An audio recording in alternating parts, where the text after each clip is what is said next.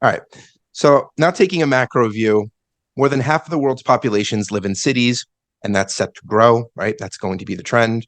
So, like it or not, we're going to need to research and invest in making cities sustainable in areas like housing, waste management, and transport. And hopefully, that technology and infrastructure can be applied to rural areas in some capacity. It's not an apples to apples thing, but trickle down. Hopefully, we can start benefiting from some of the stuff that's developed for the population centers of the world.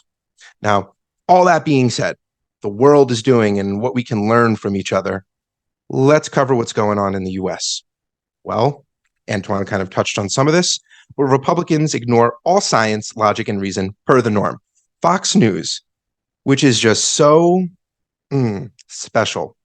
Fox News is reporting that the Democrats' climate change blame game for the Hawaii fire has been debunked by the real cause of the fire.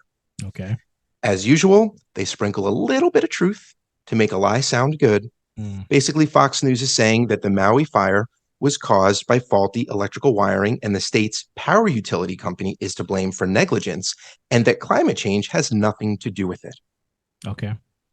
So every time there's a utility fire, it will it'll basically emblaze to the magnitude that we just saw there, irrespective of whether there are invasive plants or any kind of situation where the plants have dried out to a, what do you say it, like basically some sort of special extent, right? Yeah, no, you're nailing it. You I'm just asking questions. I mean, obviously this happens all the time. I mean, there are fires like this anytime a power line goes down, basically half of Jersey goes up.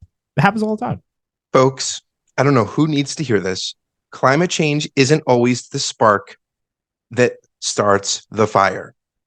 Like a atypical lightning storm that struck a tree and now a big blaze. This is like what that happened like the Jungle Book or something in Disney's animated movie. That is not how these things always start. A fire can be started in several ways.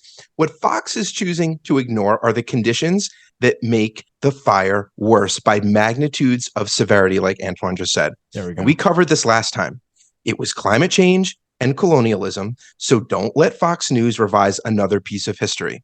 Here's the reality of what happened in Hawaii, in case you ever need to counter someone this holiday season. Maui is suffering from an invasive plant species introduced by colonialism. Human-made climate change dried out that invasive plant with a drought. And that dried out plant became tinder. And human-made climate change sent hurricane winds to fan the flames that were ignited by a down wire. So Fox News is disingenuous and dangerous. And if you're still a viewer of Fox News, it would be great if you could just stop watching them.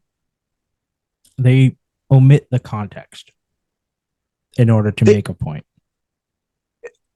That is the nicest way that you could possibly put it, because that is part of their playbook. Yeah. And they don't just omit it. Omitting it would be one thing. They go out and say that it's not true. They're saying it's not climate change. They're not omitting the climate change stuff. They are saying it's not proactively.